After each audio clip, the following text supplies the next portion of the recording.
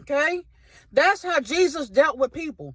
He did the work of God. He did what God called him to do. And when he got done, as soon as he got done doing what God told him to do with these people, he withdrew himself. He socially distanced himself. Yeah, he did social distancing from the people that God called him to help. And he did that for a number of reasons. First reason I want to talk about today is because it's something dealing with people, and people can drain you. It's draining when you have to deal with other people, because when you're dealing with other people, you also are dealing with their problems. It's necessary for you to deal with people, oftentimes for you to do the work of the Lord. And it's just as equally necessary for you to withdraw.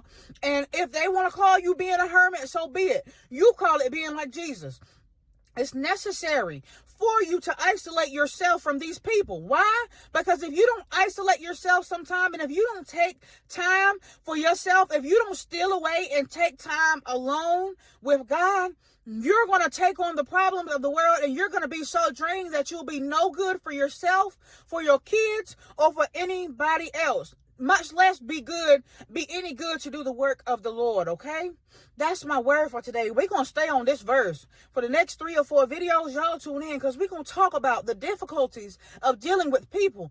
It's difficult when you're doing the work of the Lord and you don't socially isolate yourself and you don't distance yourself when you are finished. If you don't do that, you're going to have a hard time. You think it's hard being in front of these people and dealing with these people?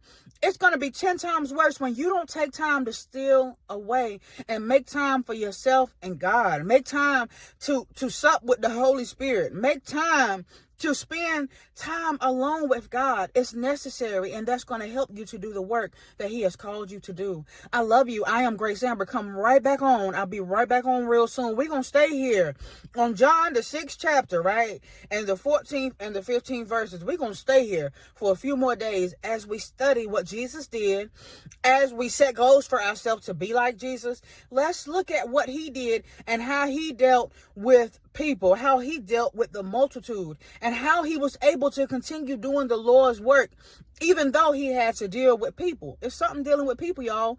It's a way to do it. It's a way to deal with people and still keep your peace. And one of the most important ways to do that is to deal with them and then withdraw. I love you. I am Grace Amber. I'll be right back on soon with another word. We're gonna study this thing and really analyze this thing. And it's going to help us as we try to do the work of the Lord.